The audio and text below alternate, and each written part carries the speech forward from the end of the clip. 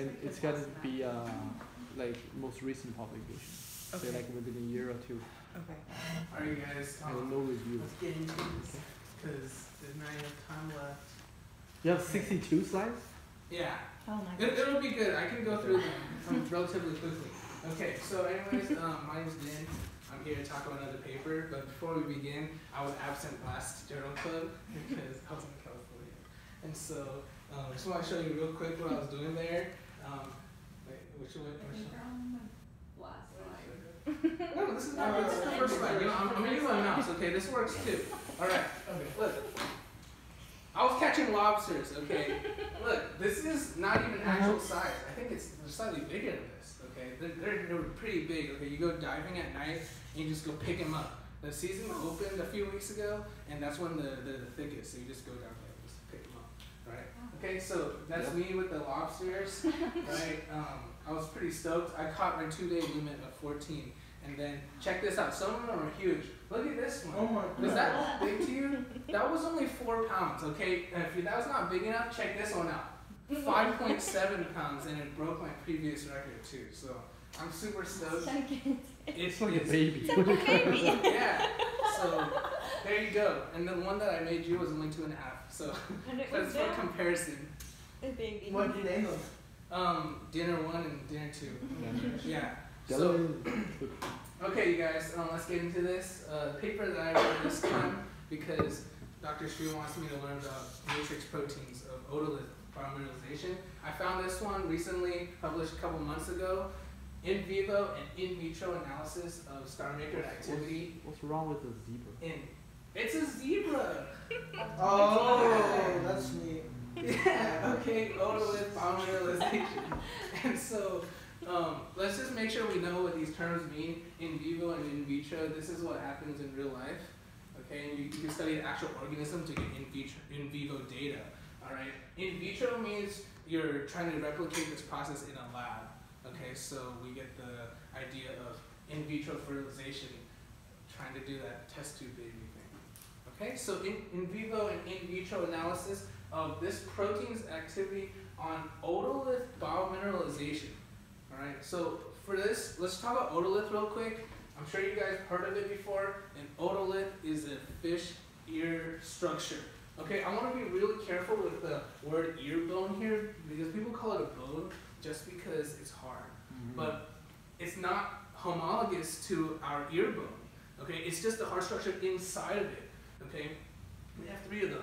The sagitta, the asteriscus, and the lapillus, right? The 3 ear structures, right? Hard ear parts, and they're located within these 3 chambers right here. You guys look at this diagram of a fish ear. What do you guys see? Looks super familiar, right? That's a labyrinth. We literally just learned about that inside of Biomedical Sciences 5410. Yeah, top-wire very own Dr. Xu, right? You guys should take that class. Guaranteed to lose sleep over the labs. Cells and tissue histology. Yeah, it's an histology class. Yeah, so histology, right? I learned about this. It's even called the same thing, semicircular canal, right? And then we have these otoliths inside of them, and basically this is what's actually homologous to, our otoconia, which is not our ear bone. It's just like some hard parts inside of our own ear, right? And then if someone ever asks you what these things are for, you just say, oh, Ba, right? And they're like, Ba. Yeah, Ba. Balance, acceleration, and hearing. Ba for sure, right? So if the fish is moving around its head, it's like jiggling around, then these rocks with inertia is also going to jiggle around, and they're going to like brush up against the stereocilia, right? And it's going to cause the fish to have some sort of sensation of acceleration. Okay, I learned that word too in histology. Okay, so anyways, we know what otoliths are for now. So what are they made out of?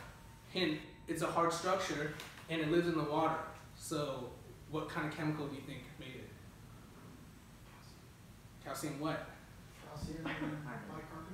Calcium carbonate, right? So I don't know if that many organisms that use calcium bicarbonate, but like for example our bones is calcium phosphate. But for most hard parts in the ocean, it's calcium carbonate, right? So calcium carbonate, the most ubiquitous aquatic organism used chemical to make a hard structure, right? We find them in crab shells, sea urchin intestines, spines, and of course seashells, right? All made of calcium carbonate. And limestone is also calcium carbonate as well, right? So anyways, we've got these otoliths that are made of calcium carbonate, and it turns out that calcium carbonate has different phases known as polymorphs. Okay, it just depends on the environmental conditions, and the crystal structure will be aligned accordingly, right? So the most stable and common is called calcite. You guys heard of calcite before? If you're like a little kid, an average little kid, you probably think, ooh, it's a diamond, right? And then if you're an above average little kid, you're like, whoa, this thing bubbles inside of vinegar because it's calcium carbonate is a base, right? So here we have calcite, the most common one, but of course we also have two other ones, aragonite and a new one that I just learned, vaterite, the rarest one, right? These different polymorphs of calcium carbonate are found various places in nature. For example, I looked this up last night, but this plant produces vaterite for some reason. Okay, and then where else can we find vaterite? Inside the asteriscus.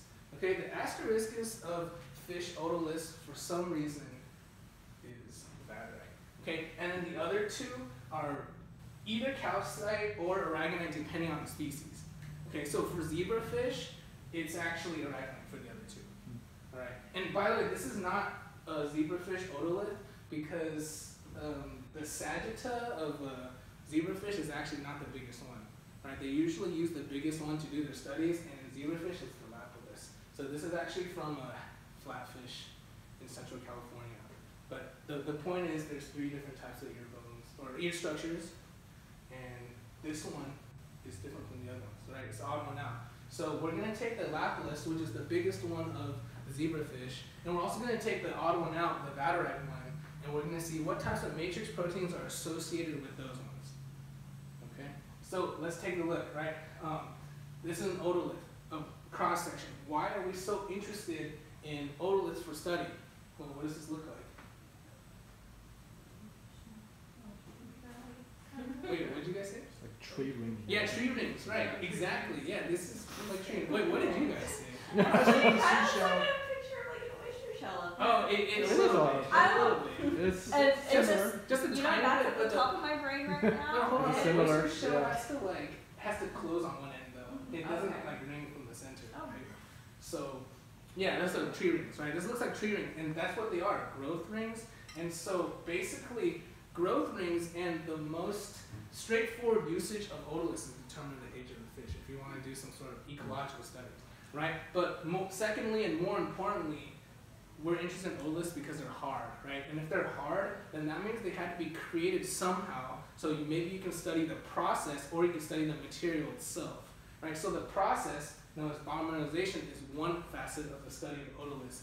And the second study is to look at the materials, the isotopes inside, right? Which is probably way bigger than the biomineralization aspect. Like if you study isotopes chemistry, then you can take a look at, oceanography and abiotic conditions, or you can even look at diet and where the fish has been throughout its life. Right? So anyways, this paper is going to focus on biomineralization and the proteins that help make that. Right? Which protein? This one, the protein known as Starmaker. Okay, so we're going to focus on this protein, and not surprisingly, it's not the only one. Right? So real quick, how did they even get the proteins? Well, this is what they did. Let's follow the step-by-step process.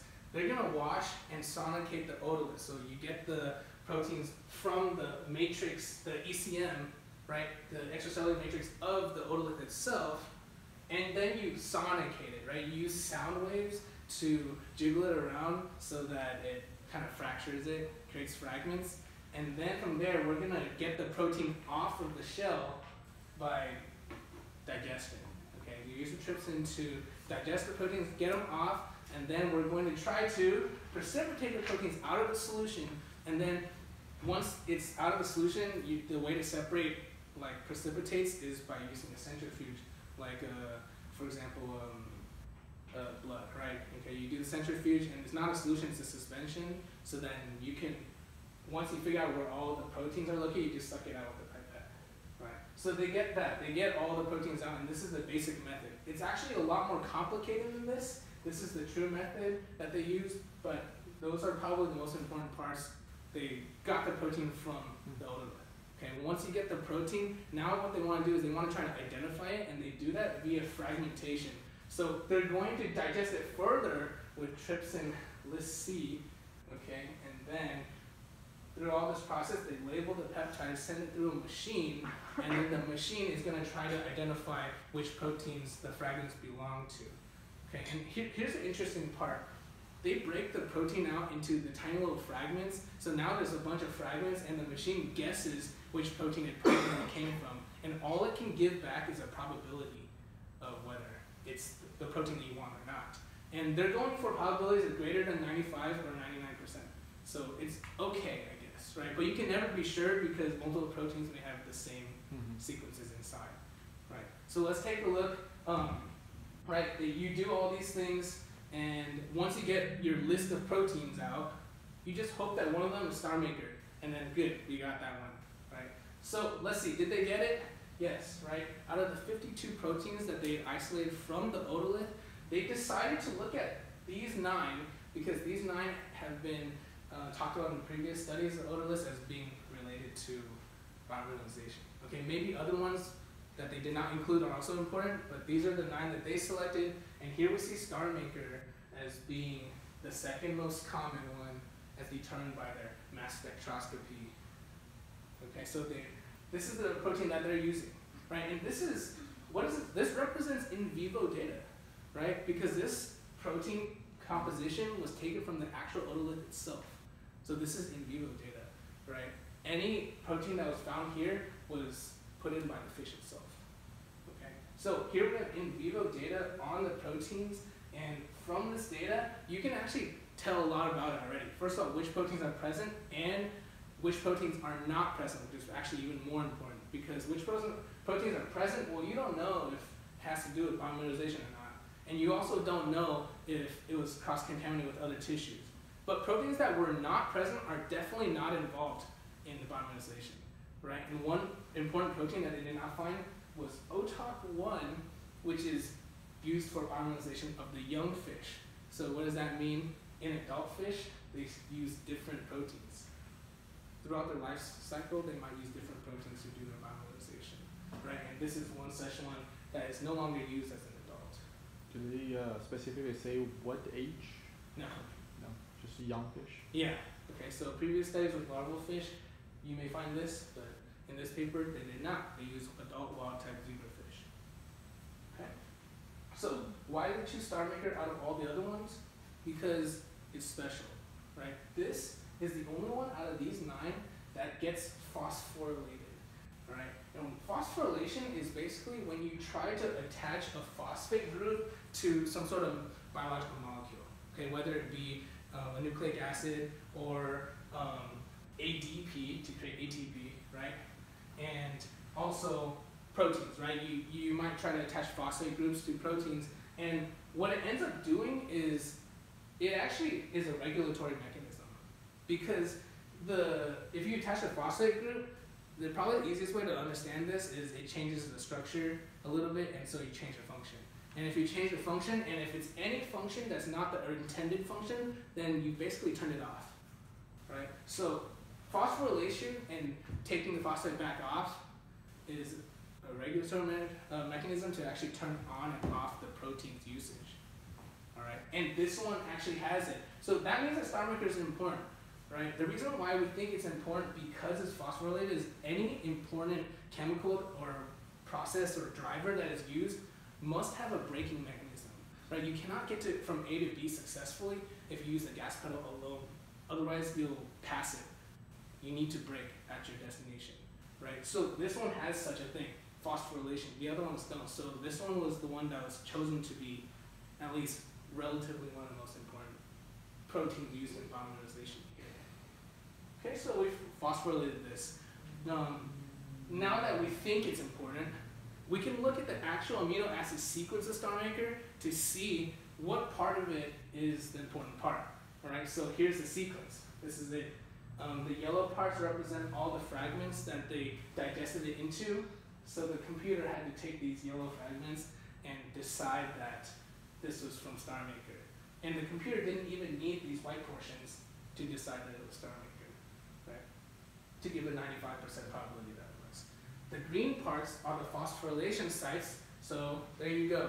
StarMaker has many, many different phosphorylation sites, about 30, right, over here, attached to serines, and I think the T is a 3 of me, right? Okay, so what else do we notice in here? You look through the amino acid sequence, you might notice a very interesting row. Do you guys see an interesting row in here? Don't look at the colors, just look at the letters.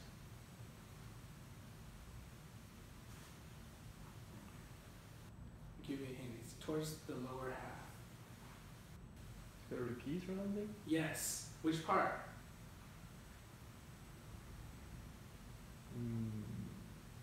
Yeah. Repeating D and S. Yes, yeah. Okay. They saw this and they're like, whoa, this is really interesting. Repeating D and S amino acids, does this have anything to do with biomineralization?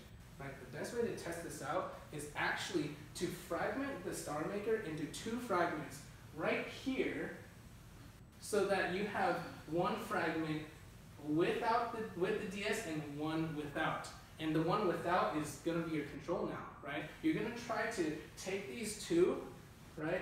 And you're going to take these 2 different fragments of the protein and try to grow your own crystals using this. And so this is an in vitro experiment, because you're going to grow your own otoliths now using these fragments of proteins. And then you see what you get, right? You see what you get and you compare them afterward, right? Okay, so here's a control that does not have the DS segments. Here's the treatment that does have the DS segments, and you want to see if it causes any effect. Okay, well, that's how you do it. You take the protein, right? The way you grow crystals is you use a crystallization solution, and you hope that you grow crystals inside of it. Okay, this is not calcite, by the way, just the picture I found. But this is basically what it sort of looks like, right? You get crystallization solution with the protein that helps you make it, and hopefully you get the crystals. Then you analyze that crystals using like spectroscopy, okay, to see the different structures, right, the chemical structures. Okay, so let's see, what did they find, right? Well, the problem is you don't have the complete protein right now. Remember how when we isolated the protein from the zebrafish, we digested it all into fragments? So we don't have the actual protein. We have to create more, right? We broke it down and now it's not useful. All it's useful for is identification purposes. Okay, so how do you create more? Well, this is what you do. You go back to the roots and get the cDNA that makes the StarMaker. Okay, you insert it into this plasmid and you create what's called recombinant DNA. Recombinant DNA in this plasmid is a structure that belongs to what organism? What? You guys know? The plasmid itself? Or Yeah, the plasmid. No, only was when they translate or they produce the protein, only the insert area are going to be translated. So that's why it was called like recombinant DNA. Yeah. Yeah. Yeah. But the point is, this kind of structure belongs to bacteria. Right? Yeah. So like humans have their chromosomes bundled up in sort of X-shaped or I-shaped. Well, the bacteria have their chromosomes bundled up into a ring. All right. So this is a bacterial chromosome, and then what you're gonna do is you take this and you impregnate good old E. coli, and then you pray. Right. You're like, This, oh. well, just a minor thing. This is you said that this is like the chromosome of the bacteria. This is actually the plasmid, so it's kind of different than the chromosome. We do have the chromosome DNA. Okay. Okay. So it's slightly Yeah, different. that explains why they always draw 2. Exactly. Okay. Yeah. All right. Well, I'm not very good at microbiome, but I know enough that when you put it inside the E. coli, the E. coli is going to make the little protein for you. They're going to express that part, Exactly. right? They're going to transcription and translate that part. Mm-hmm. Okay. So you're like, oh, grant me some StarMakers, right? Okay. And the E. coli is like, okay, good. Here's your StarMakers, right? You create so many StarMakers that now you even have enough to do a little side experiment. How about we try to phosphorylate these proteins, right? Yourself, so in vitro, right? So you're going to try to do it in the lab yourself. And this is how they do it. You take your protein and your protein fragments, and you use CK2 to try to phosphorylate them. Does anybody know what K stands for? Kinase, exactly. The enzyme used that I discussed for a half second is used to phosphorylate the protein, right? Okay, so use the kinase, right? The casein kinase 2, CK2. We try to add the phosphate group onto them, and did they succeed? Half, right? Based off this phos-tag analysis, it looks like the attempted phosphorylation of the Starmaker N and C fragments worked in the C because it's different, and it failed in the N. It's no different from that. Okay, so what does that tell you? Their in vitro experiment did not properly replicate the conditions to phosphorylate both parts. Okay, but the Starmaker C was still phosphorylated, so maybe this one's less picky, right? Why might it be easier to phosphorylate that one? Well, this is some hint that Starmaker C is more important than Starmaker N.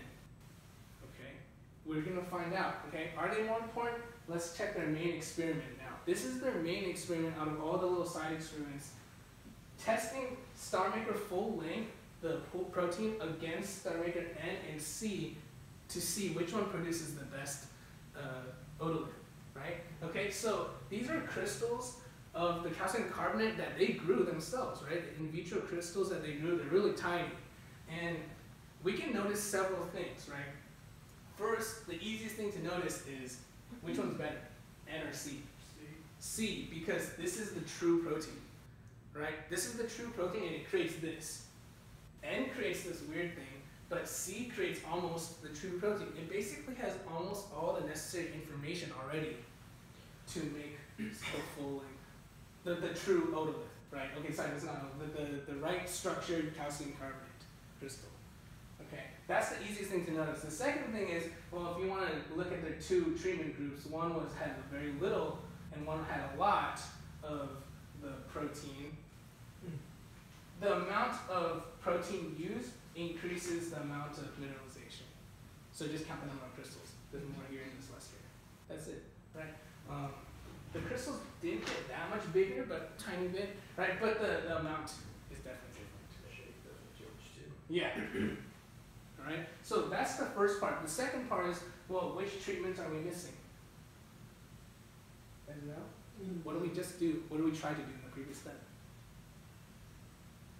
We try to phosphorylate your own proteins, right? So this time we're going to use the phosphorylated proteins to try to do the same thing. All right. Let's look at those results. You see the P at the end? It's been phosphorylated. Okay. So let's look at these ones. Okay. Same thing.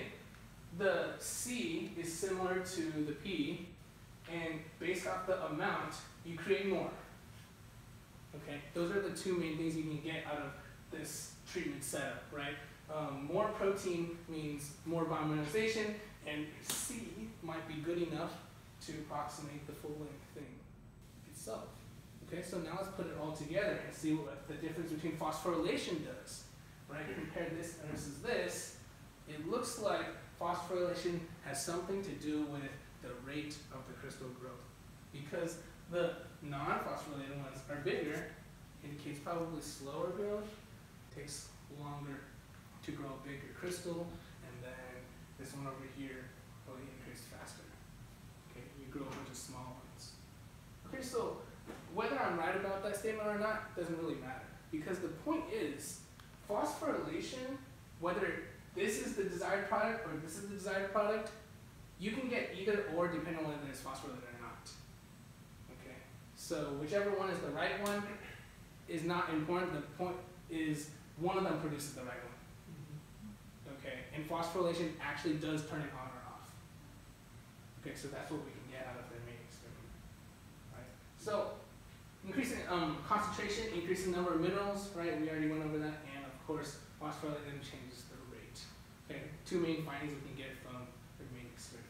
So the last thing that we can do here is, well, now that we created the crystals, what polymorph do we make, right? What we're hoping is aragonite, because that is the one that zebrafish use, and maybe even baterite if we're lucky, because the asteriscus was made of that.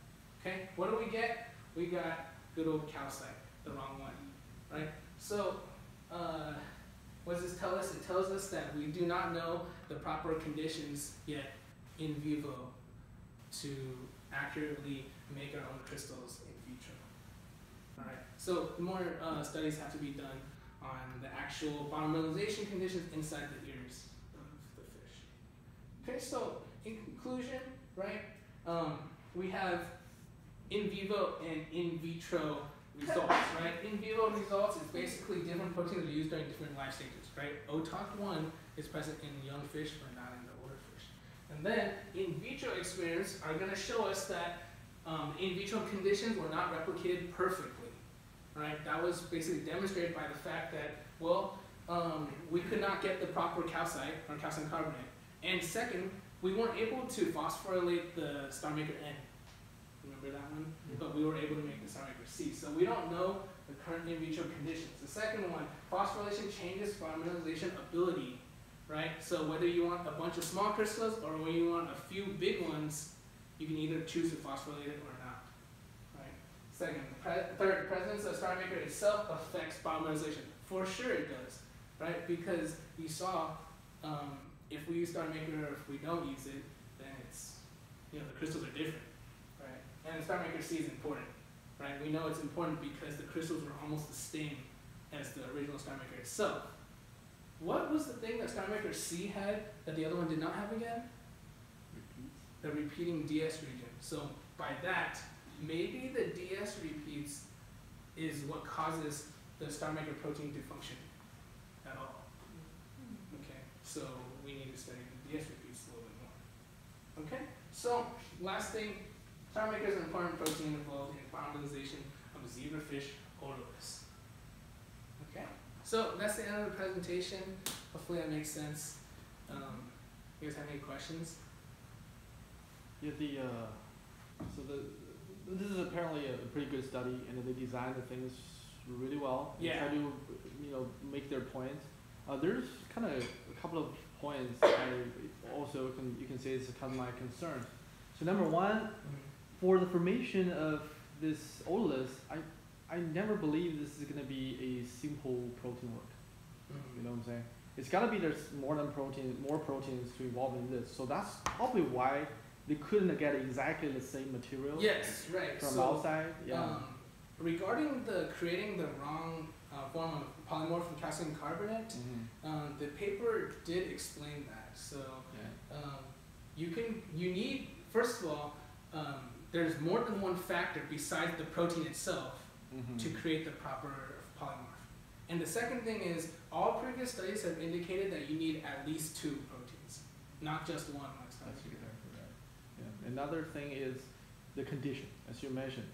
I'm not familiar with the condition of the otolith inside the fish, like outside the condition, but for the shell in oyster or all kinds of shellfish, when they try to build the shell, the little chamber inside their shell actually can maintain some of the liquid inside is very different than the ocean, like the marine water. Yeah. They have like a very low pH. So they have much higher concentration of the calcium. So that provided them the condition to build the right material, to build the right thing. So I feel like if they can mimic this condition, which is really hard in vitro, they might get some better results. Yeah, well, I mean, that's the goal of in vitro. So that's your goal? No. My goal is just to graduate.